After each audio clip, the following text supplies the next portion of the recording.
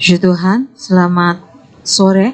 Selamat berjumpa lagi kita di dalam ibadah online di minggu kedua di bulan Agustus tahun 2020, tanggal 9 Agustus sore hari ini. Kita kembali mau menyembah Dia, memuji Dia, muliakan nama Dia. Hal yang besar dan hal yang luar biasa di dalam kehidupan kita. Kita angkat pujian di hadirat-Mu. Aku puas, di hadirat-Mu aku bebas. Haleluya. Amin.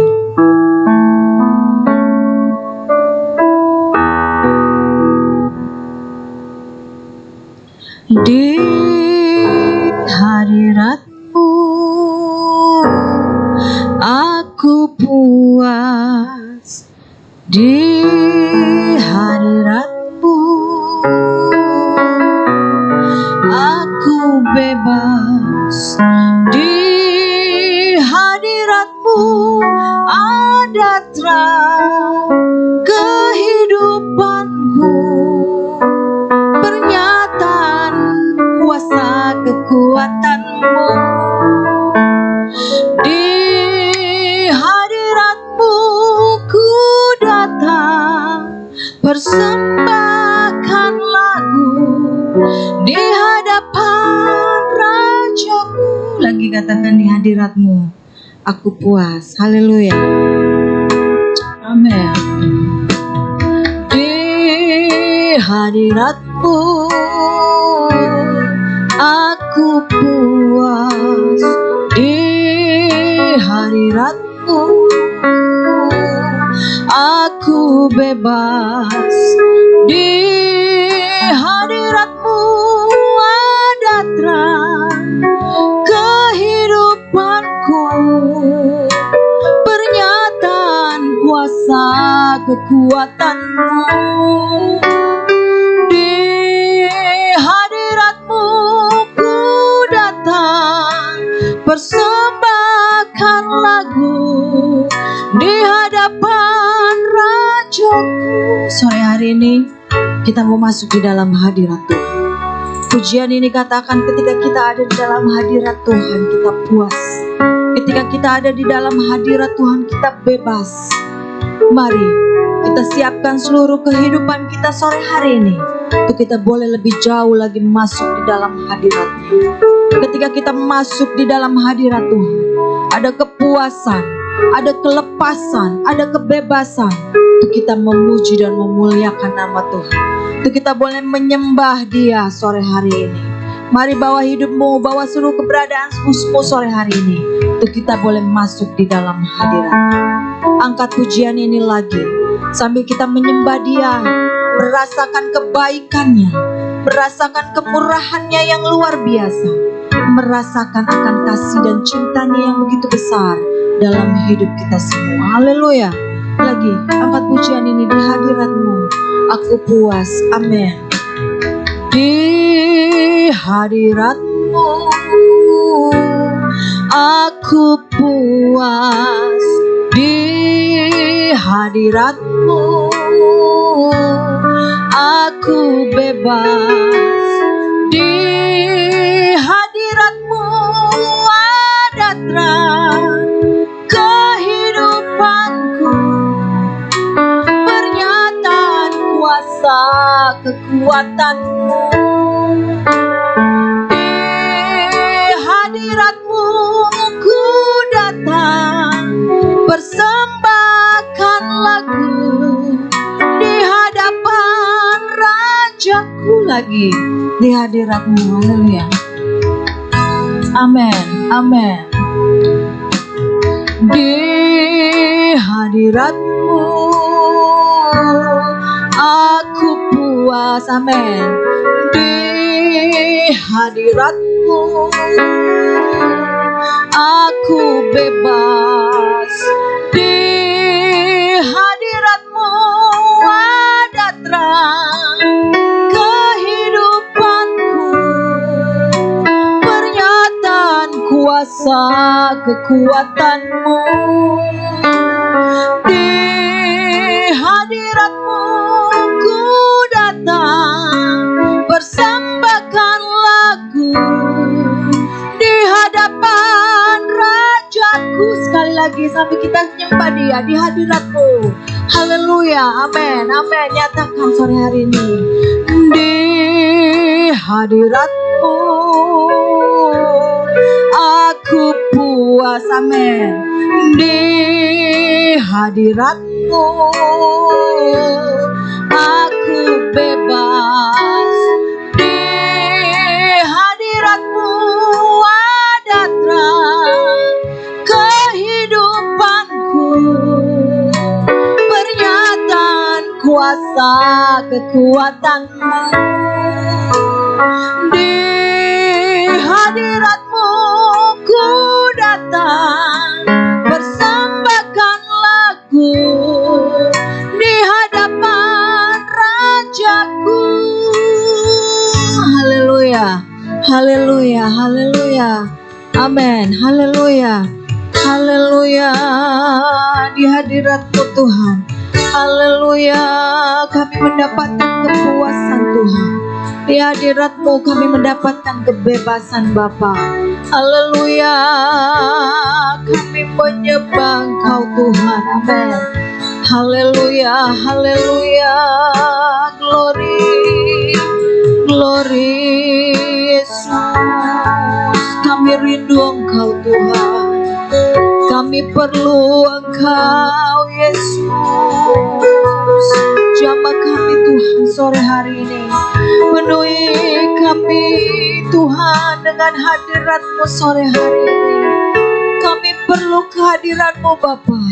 Kami perlu Engkau Yesus memenuhi hidup kami. Haleluya, haleluya, haleluya. Tuhan, glory, glory Yesus, amin, amin, haleluya, syukur, haleluya, amin, haleluya, haleluya. Kami bersyukur Tuhan, kami bersyukur Bapa. Engkau baik, Engkau baik, Engkau baik Tuhan. Haleluya, haleluya. Di hadirat-Mu aku puas. Haleluya, amin, amin, haleluya, haleluya, haleluya, glory. Di hadirat-Mu, amin, aku puas. Di hadirat-Mu aku bebas. Di hadirat-Mu ada terang kehidupanku, pernyataan kuasa kekuatan-Mu. Di hadirat-Mu ku datang, persembahkan lagu di hadapan Rajaku. Di hadirat-Mu ku datang, di hadirat-Mu ku datang, persembahkan lagu di hadapan Rajaku. Haleluya, kami datang di hadirat-Mu Tuhan. Kami mau mempersembahkan pujian kami di hadapan Raja di atas segala raja, di hadapan Allah yang berkuasa atas kehidupan kami, di hadapan Allah yang besar di dalam kehidupan kami Tuhan. Kami bersyukur sore hari ini Tuhan Yesus, Kau baik dan sangat baik dalam hidup kami. Kau yang sudah memampukan kami untuk kami boleh ada sebagaimana kami ada. Semua karena cinta dan kasih-Mu Tuhan di dalam kehidupan kami Tuhan. Terima kasih Bapa, terima kasih Yesus. Kami bersyukur dan bersyukur Tuhan buat segalanya, buat apa yang Tuhan sudah kerjakan dalam hidup kami. Bawa kami untuk kami lebih jauh lagi masuk dalam hadirat-Mu, mempersembahkan korban ucapan syukur kami, mempersembahkan puji-pujian kami sore hari ini kepada Engkau. Kuduskan, sucikan kami Tuhan, layakan kami Tuhan di hadapan-Mu sore hari ini Tuhan. Kiranya Engkau memberkati ibadah kami sore hari ini. Kau hadir di tempat ini, Kau hadir di rumah sidang jemaat-Mu Tuhan. Kau hadir dimanapun Tuhan Yesus, ketika puji-pujian kami naikkan, ketika persembahan korban kami naikkan, Kau bertahta di atas kehidupan kami semua Tuhan. Memberkati kami semua sore hari ini. Terima kasih Bapa. Kami siap, kami memuji dan memuliakan nama Tuhan. Hanya di dalam nama Tuhan Yesus Kristus. Haleluya. Amin. Puji Tuhan. Tuhan Yesus baik dan Tuhan Yesus luar biasa. Dialah segalanya dalam hidup kita. Tidak ada yang lain yang lebih dari apapun selain Dia. Allah, sumber segala-galanya dalam kehidupan kita. Sumber kekuatan, sumber pengharapan. Dialah segalanya di dalam hidup kita. Haleluya. Amin. Mari angkat pujian ini. Nyatakan di hadapan Dia. Bahwa benar-benar Dialah segalanya di dalam kehidupan kita. Tidak ada yang lain. Haleluya. Amin. Haleluya. Amin. Dialah segalanya, Dia bagiku. Haleluya. Dialah segalanya, besar kecil. Korbankan dirinya dan selamatkanku. Dialah segalanya, Dia bagiku. Lagi dialah segalanya. Haleluya. Dialah segalanya, Dia bagiku. Amin. Haleluya. Dialah segalanya, besar kecil. Korbankan dirinya dan selamatkanku. Dialah segalanya, Dia bagiku. Seperti air madu, seperti air madu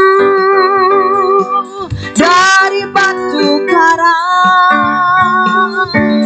Dicicip air madu yang manis. Oh lihatlah, oh lihatlah, Tuhan Yesus baik.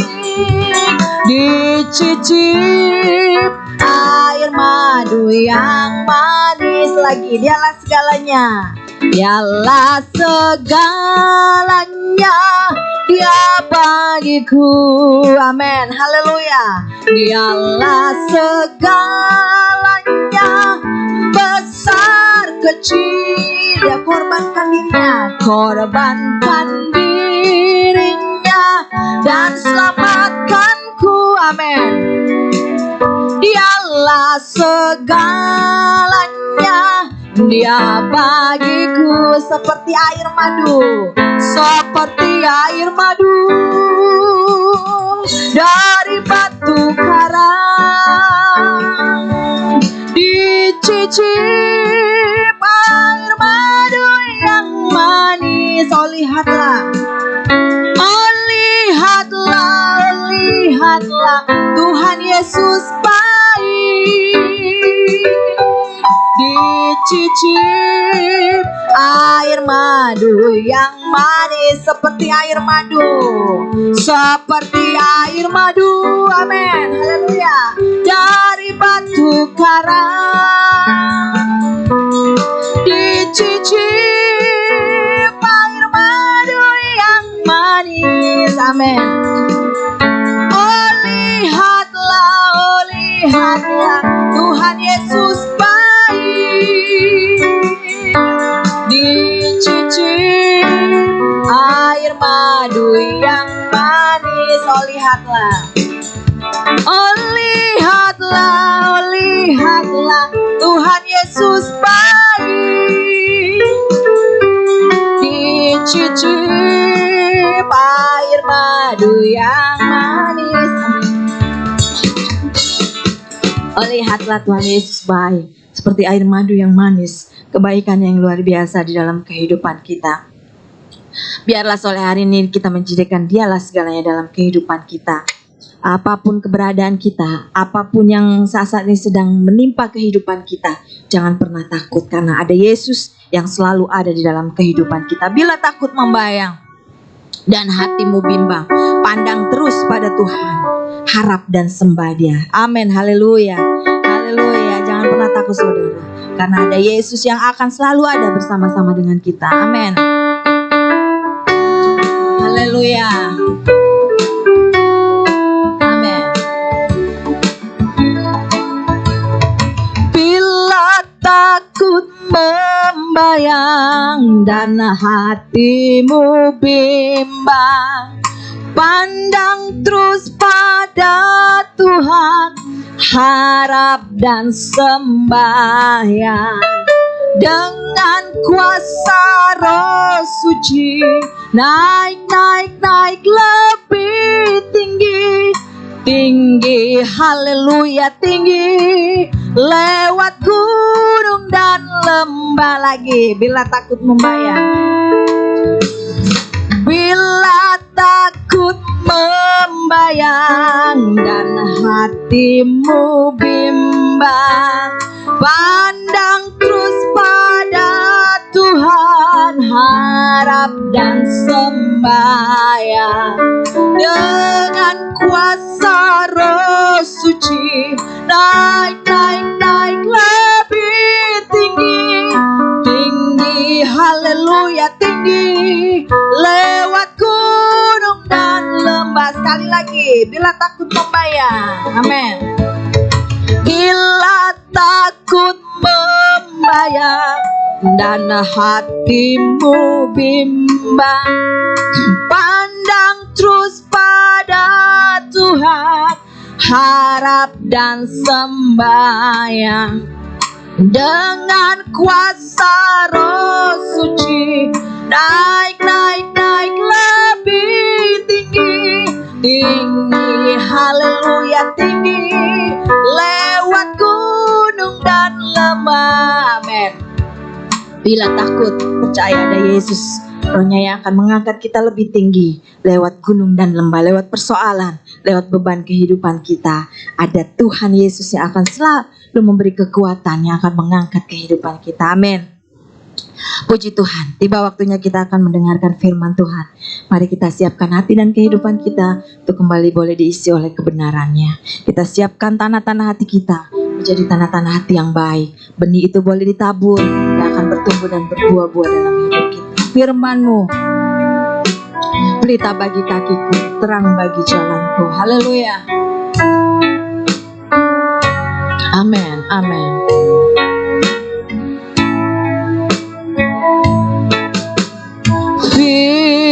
Firman-Mu, pelita bagi kakiku, terang bagi jalanku.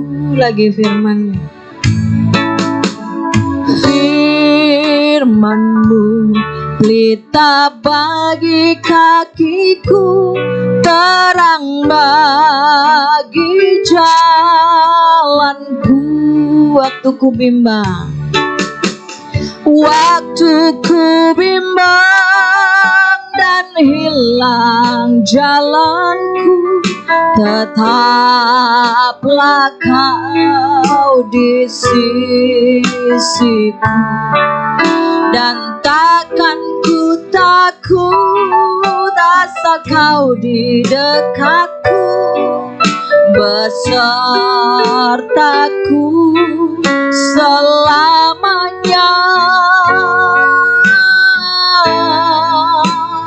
Oh, firman-Mu, pelita bagi kakiku, terang bagi jalanku. Lagi firman-Mu.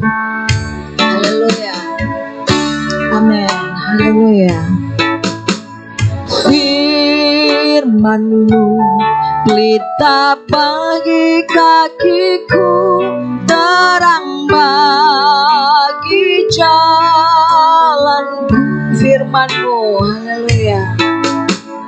Firman-Mu, pelita bagi kakiku, terang bagi jalanku. Waktu ku bimbang,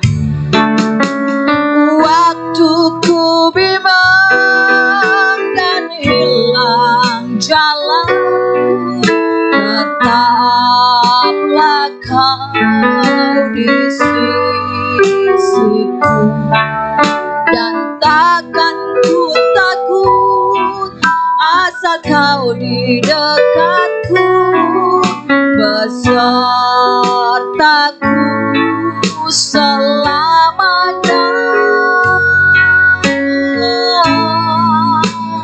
Oh, firman-Mu pelita bagi kakiku, terang bagi jalanku.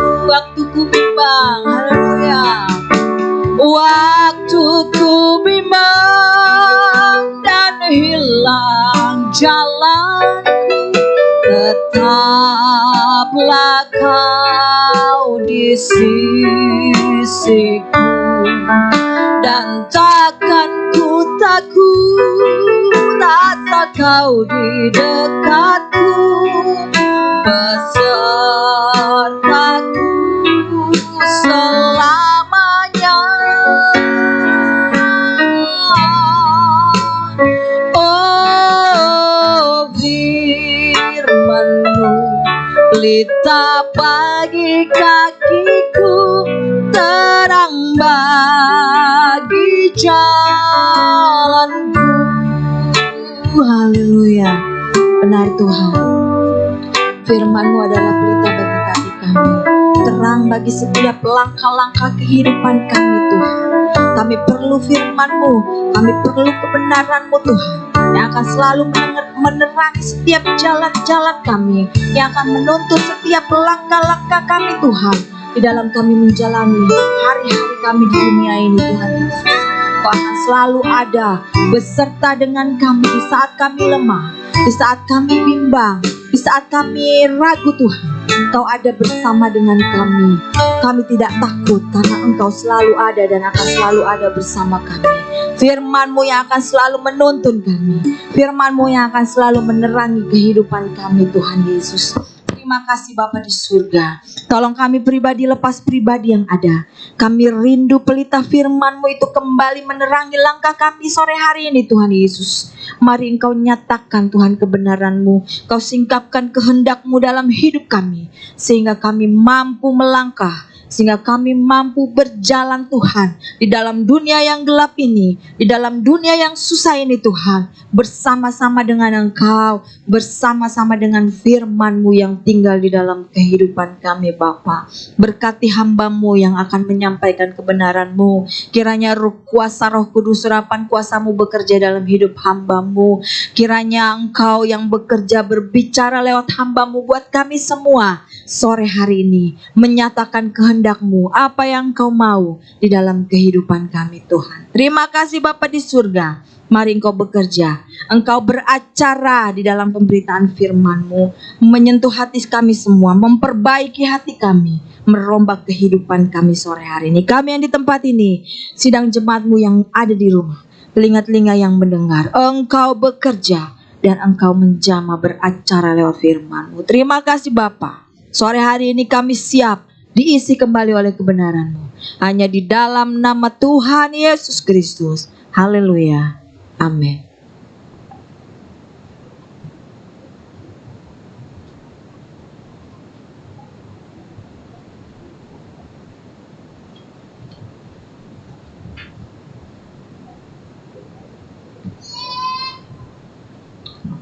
Puji Tuhan.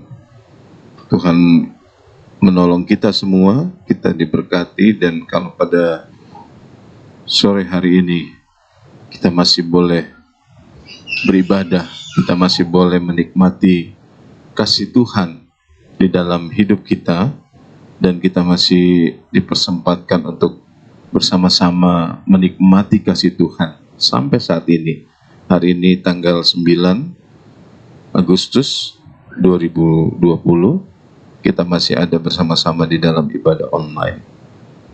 Bapak Ibu yang dikasihi Tuhan, pada sore hari ini tema kita adalah mengusir setan. Mengusir setan. Nah, Bapak Ibu yang dikasihi Tuhan, salah satu tanda yang menyertai orang percaya menurut Tuhan Yesus sendiri, ya. Di dalam Markus pasal 16 ayat 17 dikatakan bahwa salah satu tandanya adalah mengusir setan. Hal ini dikatakan Tuhan Yesus menjelang kenaikannya ke surga.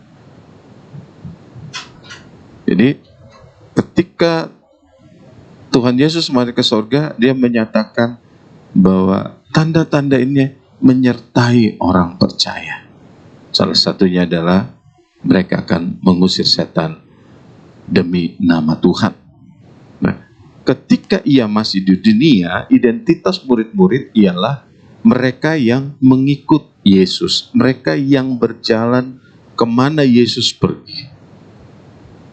Nah, tetapi ketika kelak Tuhan Yesus tidak ada lagi bersama-sama dengan mereka, Tuhan tetap memberikan sebuah ciri atau identitas yang menandai, yaitu salah satunya adalah orang-orang ini mengusir setan.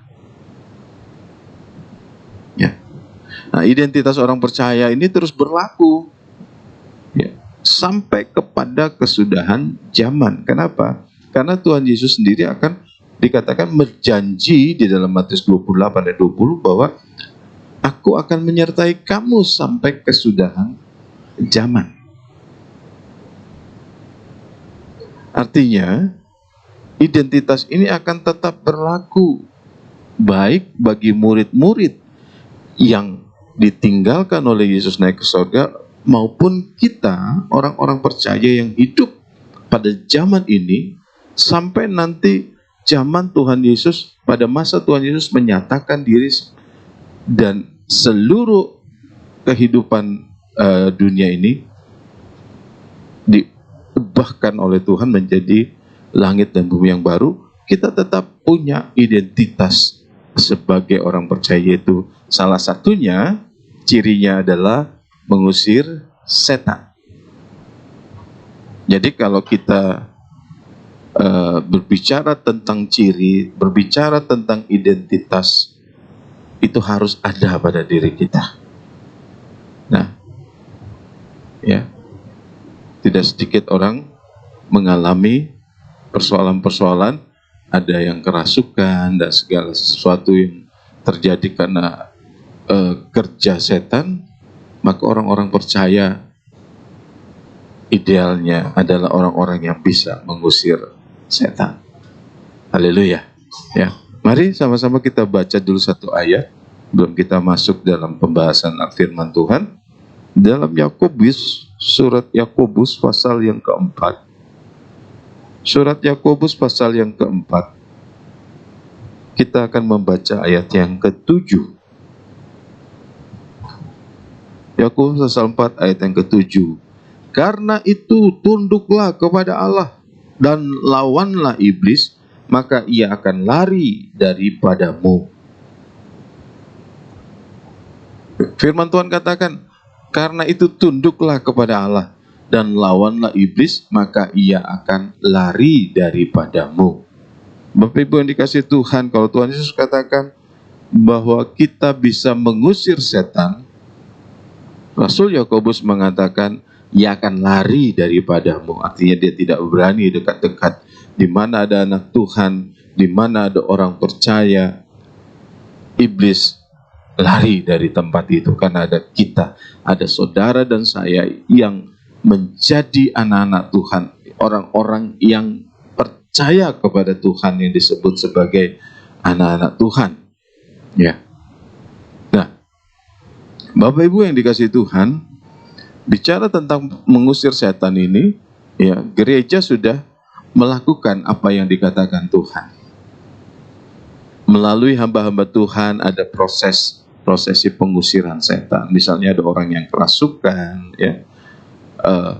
Ada orang-orang yang mungkin dia merasa diganggu oleh setan, lalu ada pelayanan doa, ada pelayanan entah itu pelepasan, sehingga orang yang diganggu atau dirasuk setan itu bisa terbebas dari ikatannya. Nah, pada perkembangannya, ya, pengusiran setan ini menjadi sangat terbatas pada peristiwa-peristiwa yang yang bermanifestasi, yang sifatnya ada demonstrasi kuasa kegelapan. Jadi kalau ada orang-orang yang dirasa atau diduga memiliki gangguan atau ikatan kuasa kegelapan, dibawa ke gereja lalu didoakan bersama-sama. Nah, mengusir setan banyak ditujukan kepada hal-hal seperti itu. Padahal setan itu bermanifestasi, ya, bermanifestasi tidak hanya pada hal-hal yang demonstratif, artinya tidak hanya pada hal-hal yang yang fenomenal, yang besar-besar, tidak. Setan bekerja juga pada situasi yang tenang-tenang, yang biasa-biasa, yang tidak terlalu fenomenal. Nah, kita bisa lihat ini contohnya pada peristiwa pencobaan Tuhan Yesus di di gurun pasir, padang gurun. Jadi setelah Tuhan Yesus dibaptis, dia berpuasa 40 hari 40 malam, dia dibawa ke padang gurun oleh Roh. Ada di dalam Matius 4 ayat 1 sampai 11, ya. Ada 3 pencobaan yang dikasih kepada Tuhan Yesus. Ada 3. Pertama-tama Tuhan Yesus dibawa ke bait Allah, dibawa ke melihat dunia, disuruh makan karena lapar, ya. Dan pada akhirnya cerita itu menunjukkan bahwa Tuhan Yesus mengusir setan itu. Enyahlah kau. Dan setan itu pergi. Nah, kalau kita lihat dari peristiwa itu, tidak ada yang namanya kerasukan. Tidak ada yang namanya manifestasi dari Tuhan Yesus. Memang ada orang-orang yang kerasukan setan lalu Tuhan menyembuhkan. Tetapi yang saya maksud adalah bahwa setan tidak hanya bekerja di dalam situasi-situasi yang menyeramkan bagi manusia, tetapi juga dia bekerja pada situasi-situasi yang tenang, sehingga bisa jadi kita menjadi orang-orang yang tanpa kita sadari, kita menjadi lengah dan kita sudah diterkam oleh iblis, oleh setan. Ya. Nah, kata setan itu secara bergantian memang dalam Alkitab dipakai bergantian dengan iblis. Ya. Dalam terjemahan lama, kalau melihat bahasa aslinya, setiap kali kata iblis itu bahasa aslinya adalah Satan. Ya, Satan. Jadi setan dan iblis ini ya dia juga. Nah, selain merujuk kepada satu pribadi, ya, malaikat yang dihukum Allah ini, selain menuju kepada satu pribadi yang menentang Allah, kata setan ini juga digunakan dengan artian berarti melawan. Ya, setan itu artinya juga melawan. Jadi pada dasarnya dia disebut setan karena dia melawan. Melawan siapa? Melawan Allah. Ya. Jadi bukan hanya sebagai nama, tetapi nama itu diberikan juga karena ada sifat atau perlakuan yang dia buat. Nah, dapat dikatakan bahwa setan ini adalah pribadi yang menentang Allah dan melawan setiap hal. Setiap hal yang sesuai dengan kehendak Allah. Ya. Jadi dia melawan Allah, tentunya juga dia melawan segala hal yang ditujukan untuk menyenangkan hati Allah. Itu sebabnya mengapa setan atau iblis ini selalu menjadi lawan orang-orang percaya, umat-umat Tuhan. tujuannya adalah agar manusia gagal melakukan kehendak Allah. Jadi kehadiran iblis, kehadiran setan,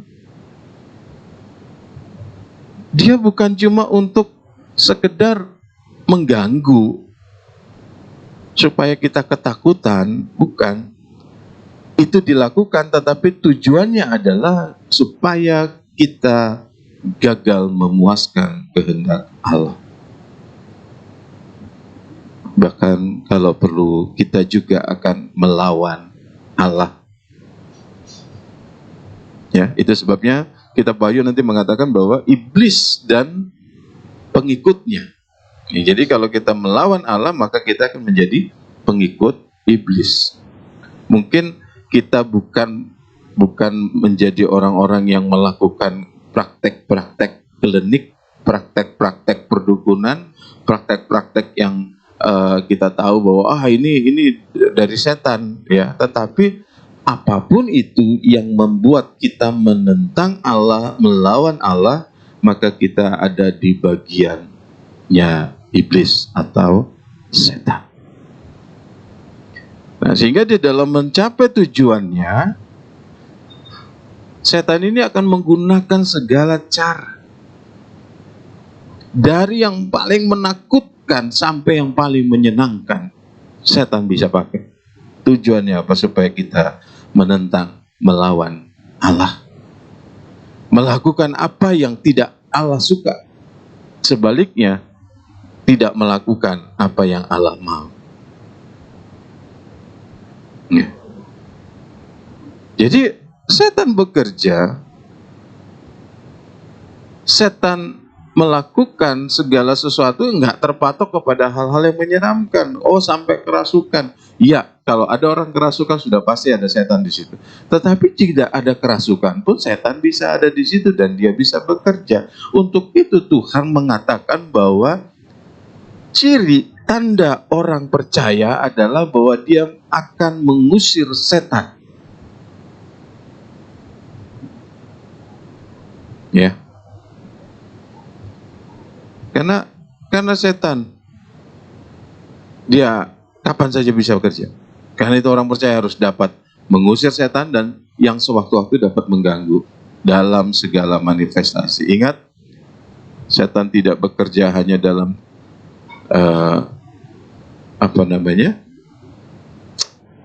hal-hal yang fenomenal, yang spektakuler, yang menakutkan, tetapi dia juga bisa bekerja di dalam segala hal.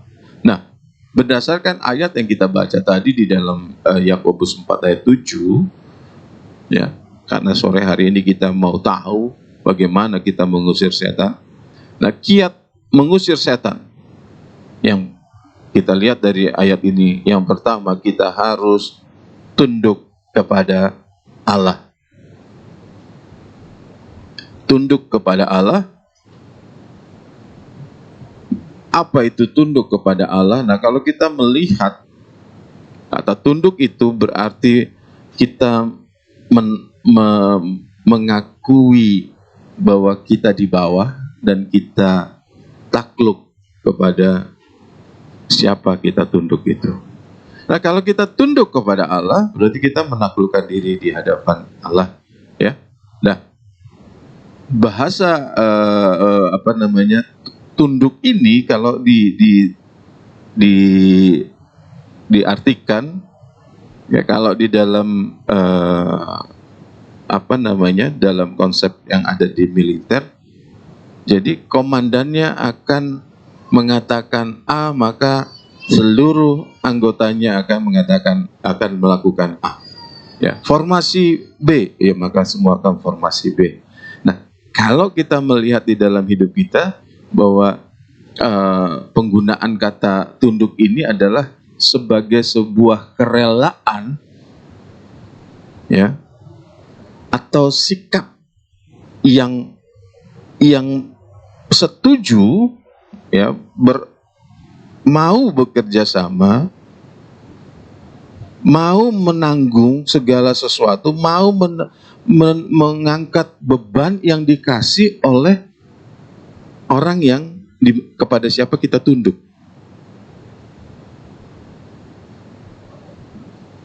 Jadi kalau kita melihat bahwa Alkitab mengatakan bahwa tunduklah kepada Allah ini sebagai kiat bagaimana kita bisa mengusir setan. Ya, mengusir setan bukan hanya mengatakan dalam nama Yesus. Kita ingat bahwa ketika anak-anak Imam Skewa di dalam Kisah Para Rasul mengusir setan seperti yang Paulus lakukan, setan katakan, "Aku kenal Yesus, aku tahu Paulus, tapi kamu siapa?" Ya. Jadi tidak semua orang bisa mengatakan dalam nama Yesus dia bisa mengusir setan. Syaratnya adalah bahwa dia adalah orang percaya. Tetapi bagaimana kita bisa mengatakan kita percaya? Yaitu kita tunduk kepada Allah. Nah, tunduk kepada Allah adalah menaklukkan diri kepada kehendaknya. Ya.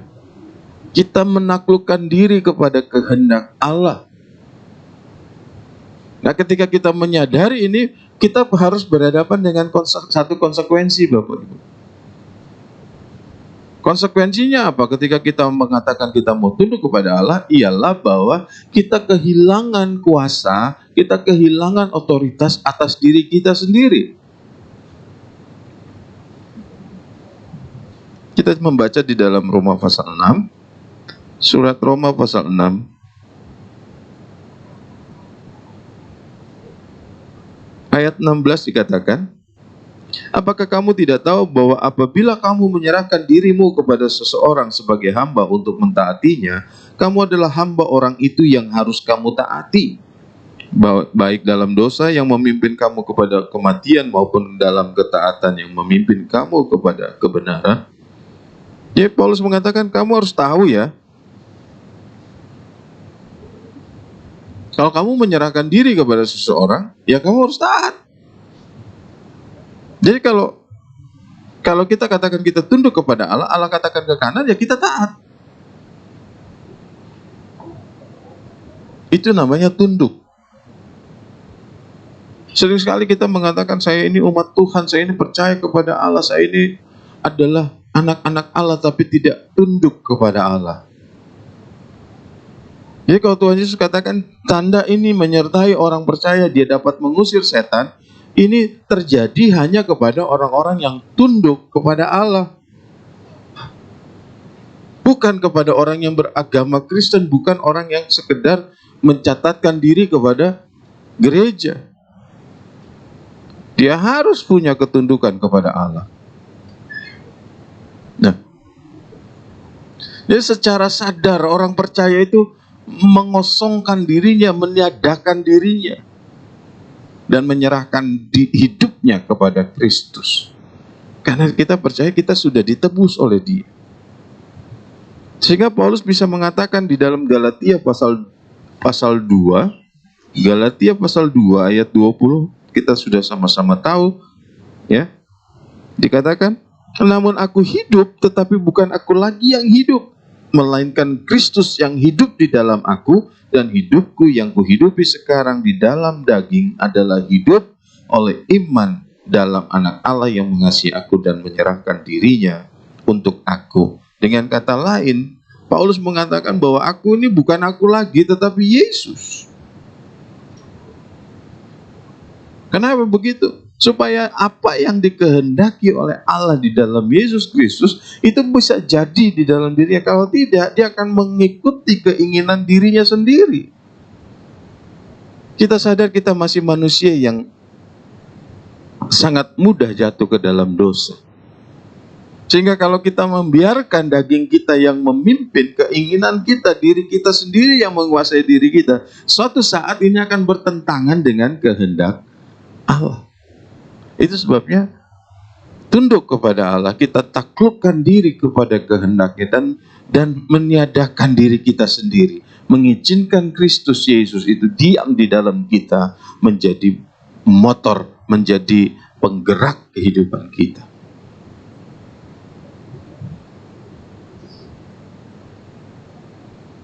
Ya. Jadi karakteristik orang yang tunduk kepada Allah bukan hanya terlihat kepada kegiatan-kegiatan agamawi yang dia lakukan. Tuhan Yesus katakan, jika kehidupan agamamu tidak lebih baik daripada ahli Taurat dan orang Farisi, ini bukan berarti bahwa orang-orang percaya, murid-murid Tuhan, terus tidak beragama. Dia harus beragama, tetapi bukan cuma beragama. Ke gereja, iya. Berdoa, iya. Menyanyi, iya. Baca Alkitab, iya. Jelas. Kalau ada orang bilang katanya dia adalah orang percaya, tapi dia enggan ke gereja. Dia orang percaya, tapi dia enggan berdoa. Dia mengaku orang percaya, tapi dia enggan baca firman Tuhan, apalagi melakukan. Melakukan saja belum cukup. Tetapi orang yang percaya, orang yang memang akan disertai oleh Tuhan, yang melakukan tanda-tanda heran oleh Tuhan, itu adalah orang yang tunduk kepada Allah. Nah, penundukan diri seseorang itu memengaruhi kehidupan atau perilakunya keseharian, baik pikiran, perasaan, perbuatannya. Ya. Ketika kita mengosongkan diri, menghilangkan kuasa atas diri kita, dan menyerahkan kuasa itu kepada Yesus untuk memimpin melalui kebenaran firman, melalui pimpinan Roh Kudus, maka orang percaya akan mengikuti apa yang menjadi kehendak Allah. Kehendak Dia yang kepada siapa kita tunduk. Jadi semakin seseorang itu tunduk kepada Allah, semakin dia hidup sesuai dengan firman Allah. Secara manusia, secara daging, kita akan cari alasan kenapa kita gagal melakukan firman Tuhan. Enggak heran, dari zaman bapak moyang kita, Adam, dia juga begitu. Kenapa begini? Karena begini. Kenapa ini begini? Karena begini. Kenapa kita berdosa? Ya karena begini. Semua kita jadikan kesalahan. Kita jadikan alasan kenapa kita melakukan atau tidak melakukan yang baik. Nah, kita melihat di sini bahwa ketundukan kita kepada Allah ini akan mendorong kita, akan menggiring kita kepada kesesuaian hidup berdasarkan firman Tuhan. Ya. Jadi kalau kita mau mengusir setan, ya satu, kita punya ketundukan. Kita harus tunduk kepada Allah. Lalu yang kedua, setelah kita taat, kita tunduk kepada Allah, ya, mengosongkan hidup kita kepada Allah, demi Allah. Yang berikutnya adalah berdasarkan ayat tadi, kita harus melawan iblis. Lawanlah iblis, maka ia akan lari daripadamu. Kalau tidak dilawan, iblis tidak lari. Ya. Jadi gampang sekali sebetulnya. Kenapa iblis tidak lari? Ya mungkin karena kita tidak melawan dia. Artinya siapa tahu kita juga memang pengen berteman dengan dia. Ya. Bagaimana seseorang dapat melawan iblis? Yang pertama adalah bahwa harus ada kesadaran bahwa ia dan iblis itu bertentangan, berlawanan, berseberangan. Kita tidak melawan orang yang tidak berseberangan dengan kita. Ya. Tidak berseberangan ini, ya berseberangan ini bukan berarti cuma beda secara fisik, beda secara tidak. Bukan, lawan kita katanya bukan yang lahiria. Ada orang yang membenci kita, sebetulnya lawan kita pun bukan orang itu, tetapi iblis yang membuat ada kebencian di dalam hubungan kita. Tetapi sebenarnya tokoh utamanya adalah iblis. Nah, bagaimana kita harus punya kesadaran bahwa saya dan setan, saya dan iblis itu bertentangan. Nah, pertentangan ini terjadi sebagai wujud keberpihakan kita kepada Allah. Kita tahu bahwa temanku adalah temanku. Paham ya? Jadi kalau saya punya teman, ya, saya berteman dengan seseorang, lalu dia punya teman juga, maka ketika kami bertemu, maka temannya itu bisa jadi teman saya. Tetapi kalau temannya sebaliknya ya, musuhnya temanku, ya, jadi saya berteman dengan si A, lalu dia punya musuh, kalau saya ketemu sama dia juga saya musuhan sama dia. Sebaliknya, musuhku adalah temanku. Ya, saya musuhan sama dia, dia musuhan sama ini, dia kan teman saya. Jadi logikanya seperti itu. Nah, kita juga dengan Tuhan seperti itu. Kalau saya bersekutu dengan Tuhan, iblis memusuhi Tuhan, makanya harusnya saya juga bermusuhan dengan setan. Tidak mungkin saya berteman, bersekutu dengan Tuhan, sekaligus saya juga bersekutu dengan setan. Setengah-setengah itu nggak bisa. Ya. Setengah, kalau martabak setengah-setengah itu enak. Tapi kalau orang setengah-setengah itu berarti miring. Di dalam Tuhan juga kita tidak bisa setengah-setengah bersekutu dengan Tuhan, setengah bersekutu dengan setan. Itu sebabnya kadangkala kita melakukan firman, kadangkala kita melakukan apa yang dikehendaki setan. Nah, ini kita bakalan terbuang nantinya. Karena kita tidak asli anak-anak Tuhan. Nah, pertentangan ini terjadi sebagai wujud keberpihakan. Nah, saya kasih contoh di dalam Lukas pasal 9. Injil Lukas pasal 9.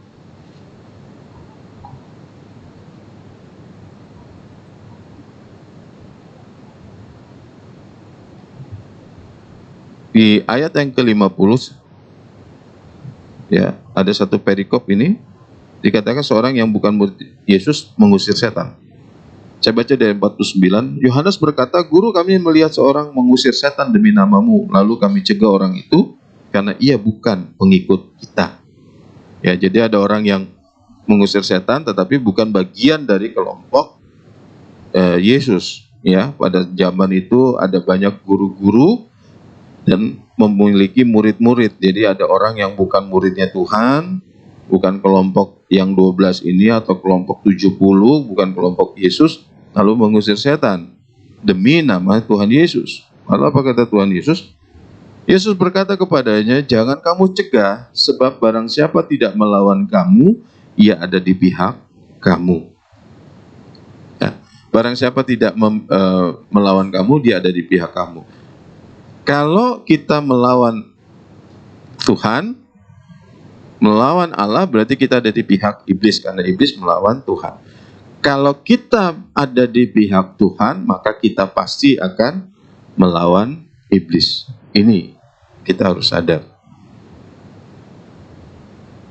Dengan begitu kita akan melihat ini fenomena yang kita alami, situasi yang kita hadapi, ada unsur-unsur setannya enggak? Kalau ada, ya kita harus mengatakan tidak untuk itu. Ya, apapun itu, keinginan daging yang membawa kita kepada dosa, ya, keinginan mata, keinginan daging, semuanya, nafsu-nafsu yang membuat kita berdosa di hadapan Tuhan, itu kita harus lihat apakah ini dari iblis atau bukan. Nah, yang kedua, faktor terkait keberpihakan ialah perasaan suka dan tidak suka. Secara normal orang akan berpihak kepada apa yang disukai atau menyukai pihak yang orang yang kepada siapa dia berpihak. Ya. Nah, kaitannya begitu. Jadi kalau kita berpihak kepada A, ya tentunya karena kita suka. Dan sebaliknya kita akan suka juga sama dia. Ya, ingat dulu waktu ada pilkada, pilpres, ada dua calon, ada kubu sebelah suka sama Pak Jokowi, ya, memilih dia, berpihak. Pokoknya kalau udah ngomongin Jokowi, Jokowi. Nah, sebaliknya juga ada yang memihak pada Prabowo, gitu ya. Dia suka kepada Prabowo, dan sebaliknya dia tidak suka kepada Jokowi. Sebaliknya gitu, pendukungnya Jokowi tidak suka kepada Prabowo, dan sesama pendukung tidak saling suka pada akhirnya. Jadi kita akan berpihak kepada apa yang kita sukai, dan kita akan suka kepada yang kita akan berpihak. Sebaliknya juga kita akan benci kepada apa yang kita lawan. Ya dong. Nggak mungkin kita melawan yang kita suka. Dan sebaliknya kita akan melawan sesuatu yang kita benci dan membenci apa yang kita lawan. Efesus pasal 5. Surat Efesus pasal 5.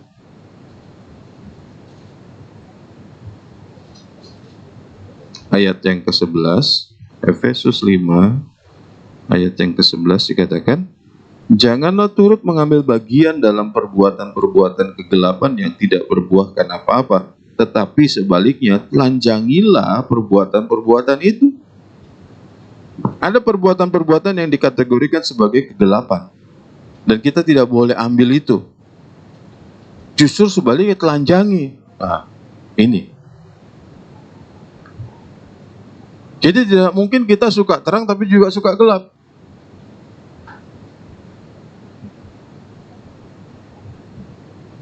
Terang gelap ya. Gak bisa. Karena kita sudah jadi orang terang, kita harus menelanjangi kegelapan. Supaya apa? Supaya terang. Nah, kalau kita suka gelap, ya kita nggak akan terangin itu. Supaya apa? Supaya tetap ada tempat gelap buat kita.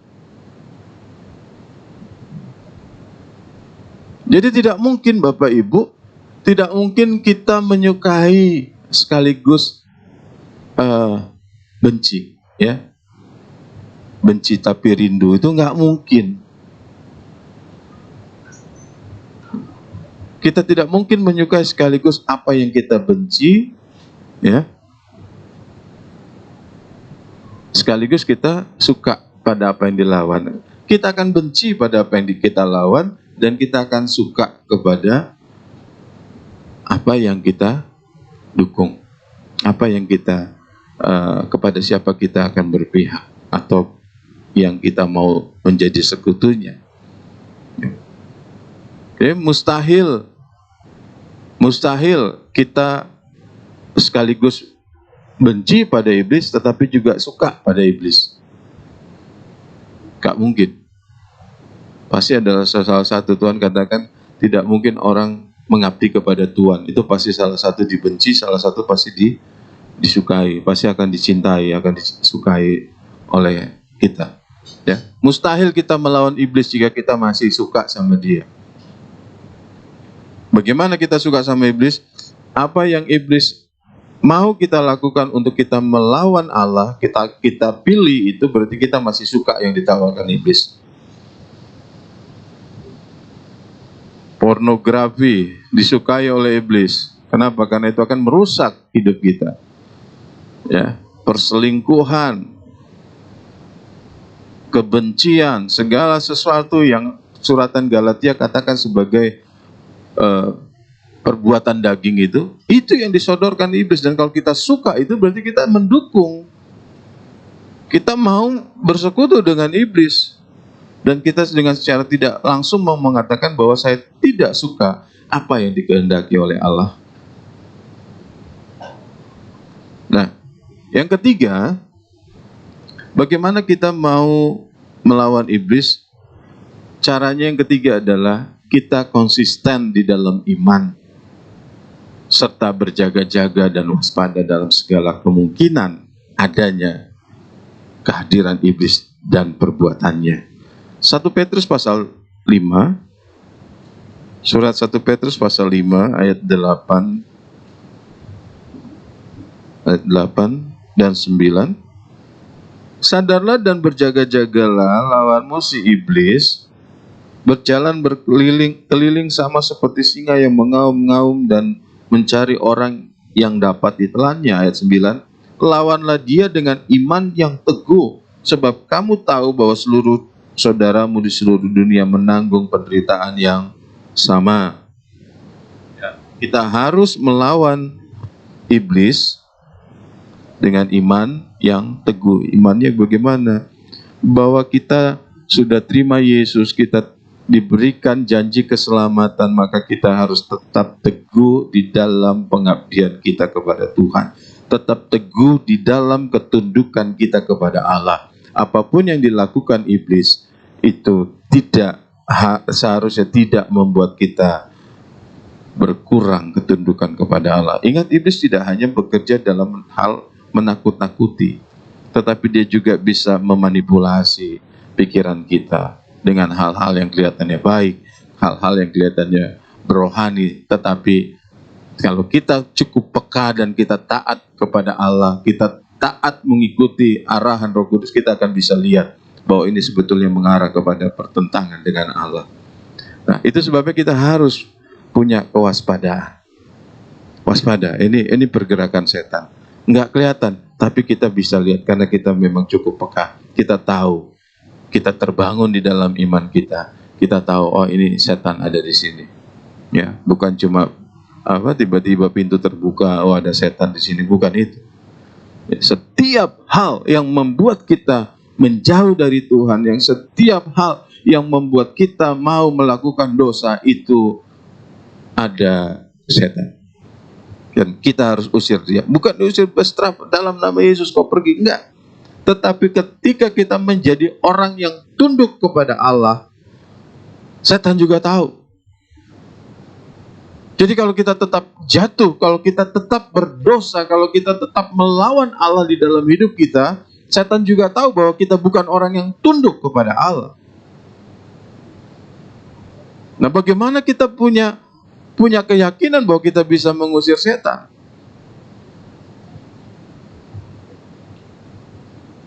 Tunduk kepada Allah, lawanlah iblis. Ini kita akan menjadi orang-orang yang disebut oleh Tuhan Yesus sebagai orang-orang percaya.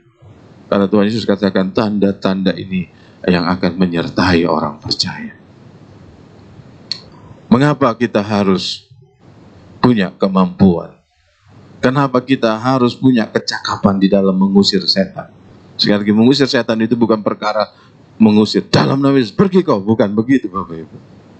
Kehidupan kita ya, yang didapati tunduk kepada Allah, dan kita berani bermusuhan, kita berani melawan iblis, iblis lari dari kita. Kenapa? Efesus 5 ayat 16 katakan, Efesus 5 ayat 16. Dan pergunakanlah waktu yang ada, karena hari-hari ini adalah jahat. Ya, hari-hari ini adalah jahat. Oh, orang akan cepat berkata, iya amin Pak Pendeta, hari-hari ini jahat, ada corona, ada segala macam. Bukan itu. Corona tidak jahat. Ya, corona tidak jahat. Kitanya saja yang tidak hidup sehat. Tapi kalau kita sehat, corona tidak masalah. Oh, biarlah waktu corona ini cepat berlalu. Iya, karena corona kita terhambat. Tetapi kalau kita menggunakan waktu yang ada, Bapak Ibu di rumah, saya di sini, ya, kita bisa rasakan kehadiran Tuhan, kita bisa menyadari kehadiran Tuhan, itu tidak jadi masalah. Yang jadi masalah adalah ketika bahwa di gereja pun kita bisa saja kehilangan kesempatan untuk bertemu dengan Tuhan, mengalami perjumpaan dengan Tuhan. Kenapa? Karena kita bukan orang yang takut, yang tunduk kepada Allah, dan bukan orang yang mau melawan iblis.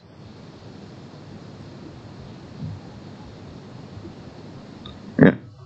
Nah, hari-hari yang jahat adalah hari-hari di mana setan bekerja supaya kita semua gagal. Padahal Tuhan katakan, Tuhan mau, Allah mau seluruh manusia ini selamat. Selamat dalam artian apa? Kembali kepada rancangan Allah yang semula, yang menciptakan manusia sebagai gambar dan rupanya, yang memiliki kemuliaan Allah. Tetapi setan mau merusak itu. Jadi jangan tangisi, jangan katakan hari-hari ini jahat karena sakit. Bukan.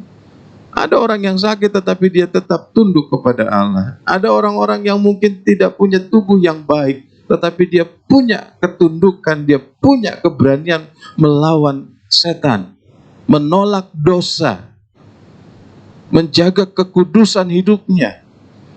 Tetapi hari-hari ini jahat karena kita sulit untuk hidup kudus. Ya. Sebab itu harus berjaga-jaga.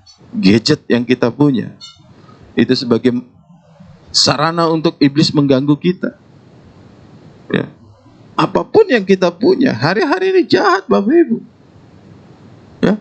Pengetahuan yang kita punya ini bisa membuat kita jauh dari Tuhan. Jauh dari Tuhan.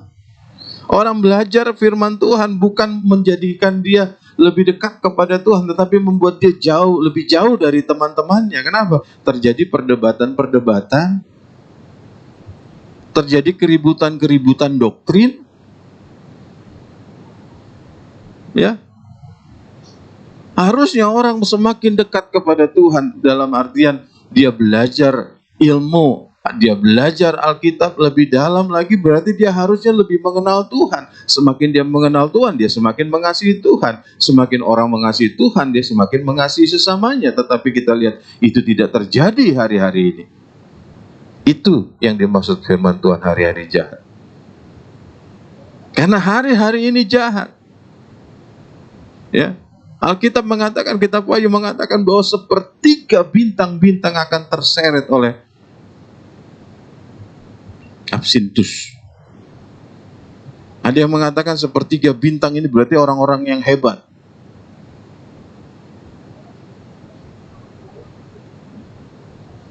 Nah, begitu jahatnya. Dulu saya selalu berpikir, kenapa kok Tuhan bisa bilang sedikit yang dipilih, padahal banyak yang dipanggil. Kenapa banyak orang yang tertolak ketika dia mau masuk? Dia berkata, Tuhan, Tuhan bukakan pintu. Ya, bukankah aku sudah bernubuat demi namamu? Bukankah aku sudah mengusir setan demi namamu? Iya, kau melakukan itu, tetapi bukan, iblis tetap ada di dalam dirimu. Bapak Ibu, kalau kita cuma mau mengusir, ada orang yang kerasukan setan, ya. Tadi sudah kita baca, orang yang bukan dari golongan Tuhan Yesus pun ketika dia berkata dalam nama Yesus, Allah bisa bekerja buat orang yang kerasukan. Ya. Saya kasih contoh begini, contohnya. Ada orang sakit. Lalu hamba Tuhan tumpangkan tangan, doakan. Dalam nama Yesus, Tuhan sembuhkan. Nah, pertanyaannya adalah, apakah Allah bekerja karena yang tumpang tangan atau Allah bekerja untuk yang ditumpangin tangan?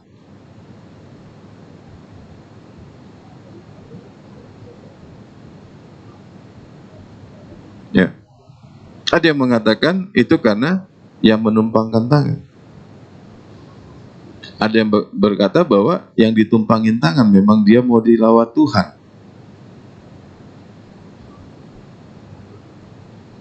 Apapun jawaban Bapak Ibu, tujuannya lebih kepada Allah dimuliakan. Jadi bukan untuk saya sebagai orang yang menumpangkan tangan, bukan juga buat orang yang ditumpangin tangan. Ada seorang yang lumpuh 38 tahun, lalu murid-murid bertanya kepada Tuhan Yesus, kenapa kok ini terjadi? Ini supaya Tuhan dipermuliakan. Nah, karena hari-hari ini jahat, maka kita harus menggunakan waktu ini gunakan waktu yang ada. Bagaimana kita bisa menangkal iblis, menangkal setan, mengusir setan adalah dengan kita memutuskan untuk menjadi orang yang tunduk kepada Allah dan berani melawan iblis. Karena kita adalah orang-orangnya Tuhan. Ya. Kenapa kita harus mengusir setan? Kehadiran setan adalah sumber kekacauan hidup. Ketika setan masuk menemui Hawa, dari situ awal kerusakan manusia. Tuhan Yesus mengatakan bahwa pencuri itu datang hanya untuk mencuri, membunuh, dan membinasakan. Ini yang dilakukan setan dalam Yohanes 10 ayat 10. Akibatnya apa? Berbagai kesulitan timbul di dalam hidup manusia, dan ini berdampak kepada kegagalan hidup orang percaya. Apa gagal supaya kaya? Bukan. Tujuan hidup orang percaya, tujuan keselamatan yang Tuhan kasih, bukan supaya kita makmur, bukan supaya kita sehat, bukan supaya kita senang. Itu cuma efek. Ya. Karena carilah dahulu kerajaan Allah dan kebenaran, maka semua akan tambahkan. Tapi bukan itu yang kita cari. Tetapi tujuan utama keberhasilan hidup orang percaya adalah bahwa kita melakukan kehendak Allah, memuaskan hati Allah. Ya. Semakin Allah dipuaskan, setan makin tersisihkan.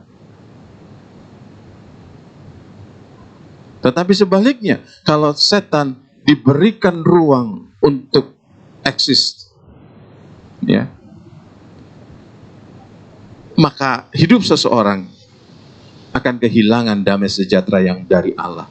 Yang dulu dia terima ketika dia percaya kepada Yesus, damai sejahtera dengan Allah itu akan dirusak oleh iblis. Dia mencuri, dia membunuh, dia membinasakan. Pada akhirnya orang-orang yang tidak bisa mengusir setan dari hidupnya, dia akan dijajah terus oleh setan sampai binasa. Nah, apa kesimpulan kita pada sore hari ini? Tuhan menyatakan bahwa orang percaya dapat mengusir setan demi namanya. Ini adalah isyarat bahwa idealnya setan jauh dari kehidupan orang percaya. Ya, kalau dalam hidup kita masih ada setan, berarti setan ini masih merasa nyaman. Ya.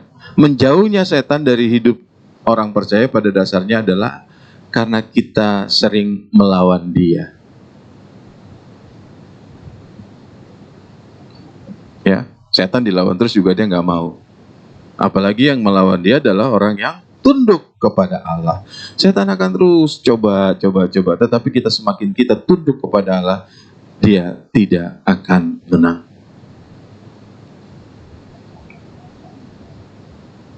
Ya. Nah, setan akan aktif terus memengaruhi kehidupan saudara dan saya. Supaya apa? Supaya kita gagal melakukan kehendak Allah. Untuk itu kita perlu kesadaran yang penuh setiap saat, setiap hari untuk melawan dan mengusir setan dari kehidupan kita.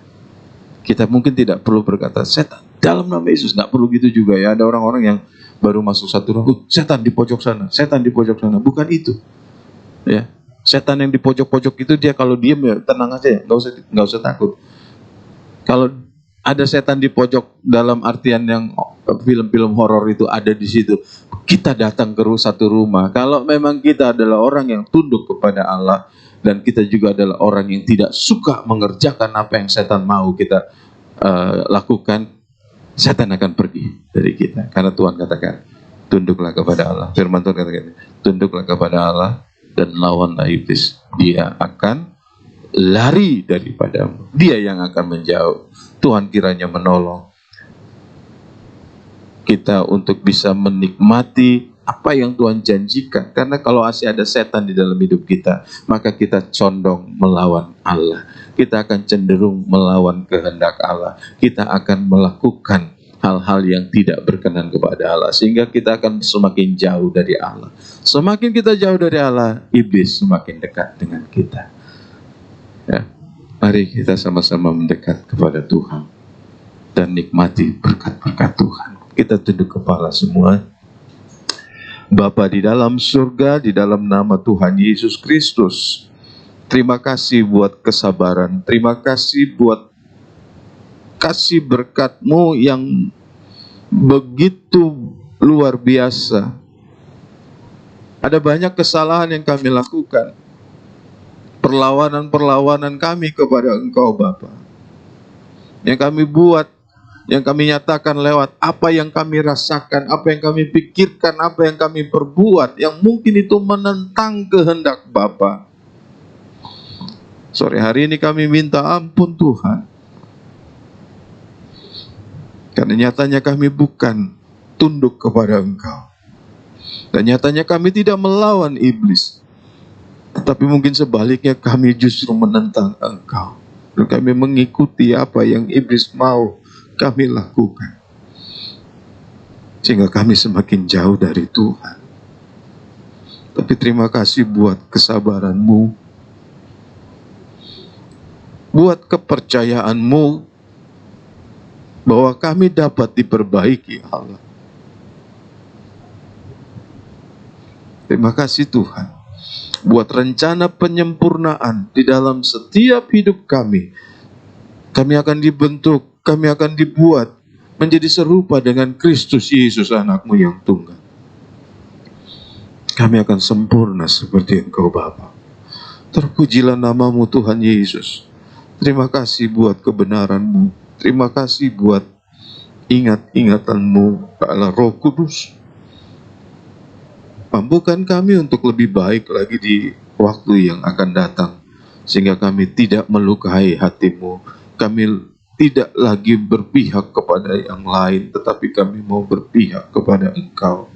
Terpujilah nama-Mu Tuhan Yesus. Terima kasih Tuhan melawati umat-umat-Mu, melawati jemaat Gereja Pantai Kosta di Indonesia yang ada di Reni Jaya ini Tuhan. Tuhan memberkati. Biar kelimpahan hidup yang dari Tuhan, damai sejahtera, sukacita, kebenaran itu ada di dalam hidup kami. Sehingga dalam segala hal, dalam segala situasi, Allah tetap menjadi pusat kehidupan kami. Terpujilah nama-Mu Bapa. Jemaat-Mu yang ada di dalam kesusahan Tuhan hiburkan. Yang mengalami kesulitan secara ekonomi, Tuhan pimpin, Tuhan berikan hikmat keluar dari persoalan. Yang mengalami persoalan-persoalan dengan keluarga, rumah tangga, anak, cucu, semuanya Tuhan kami serahkan ke dalam tangan-Mu.